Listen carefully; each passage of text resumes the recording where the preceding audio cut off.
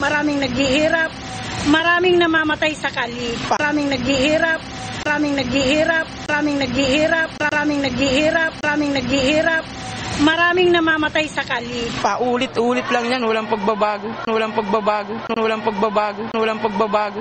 Parang pare-pareho lang sila, ma'am eh. Wala naman din pagbabago, ganun pa rin eh. Honest election.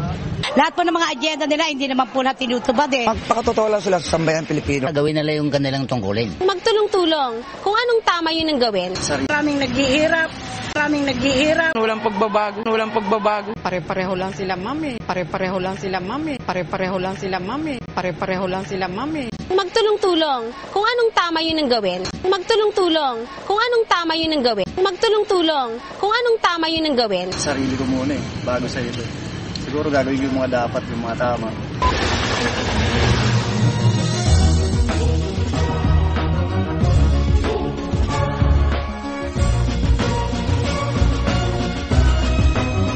Dahil sa dulo, bawal ang kakamot-kamot sa katanungan. Harap-harap ang iaabot, sinong pinili.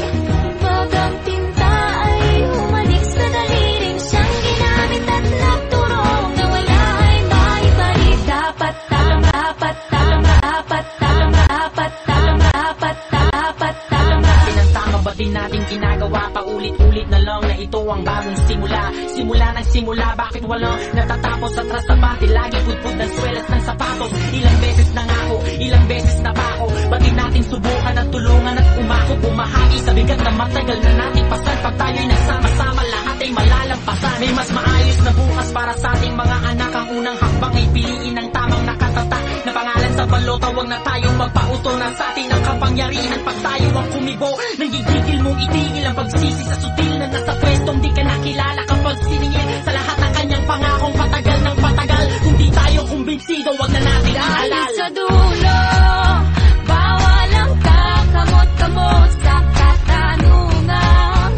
Harap-harap ang iabot, sinong pinili.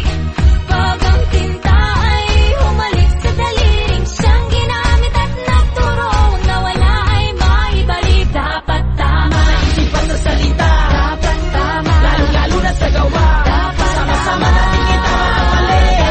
Ang bayan natin makabangon muli. dapat tama, Sa isip at sa salita, dapat tama, lalong-lalo na sa gawa.